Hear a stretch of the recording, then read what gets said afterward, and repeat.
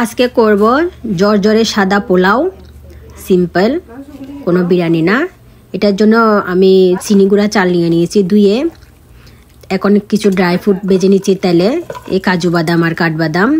এখন দিয়ে দেবো সব গুঁড়া মশলা, তেজপাতা, লং, এলাচ। তারপর 1 কাপ বড় একটা পেঁয়াজ কুচি করে দিয়ে দিলাম, সাথে কাঁচা লঙ্কা।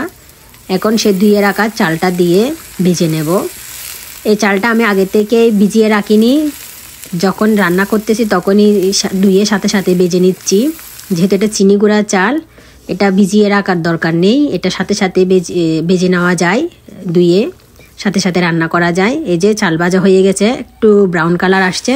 তো আমি পাশের চুলায় পানি ফুটতে দিয়েছিলাম, তো গরম পানি দিয়ে দিলাম, সাথে দিয়ে দিলাম 2 কাপ গরম দুধ। তাহলে কালারটা একদম সুন্দর আসবে, সাদা সাদা টাইপের। এখন পরিমাণ মতো লবণ দিয়ে একটু নেড়ে চেড়ে দিচ্ছি। খুব সিম্পল রান্নাটা, দেখতে অনেক সুন্দর লাগে, যেহেতু সাদা পোলাও, সাদা ভাত। তো আমি আর একটু নেড়ে দিচ্ছি। এখন সামান্য একটু জল আছে, এটা শুকাই যাক, এখনও ভালো করে ভাত ফুটেনি। তো এটা হওয়ার জন্য একটু ডেকে দিলাম।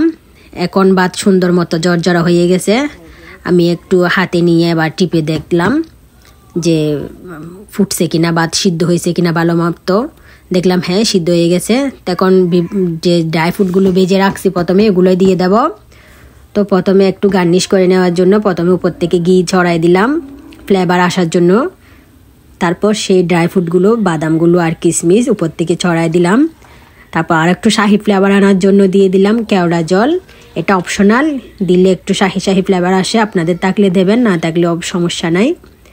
দুধে বেসানো কেশরও দেওয়া যায়, দুধে ভিজানো। তো আমার কেশর ছিল না, আমি জাস্ট কেওড়া জল দিয়ে দিলাম। ফাইনাল লুকটা একবার আপনাদের দেখাই, একটু ডেকে দিছি প্রথমে, তারপরে এই যে ফাইনাল লুক দেখেন কত কালারফুল। সবাই ভালো থাকুন।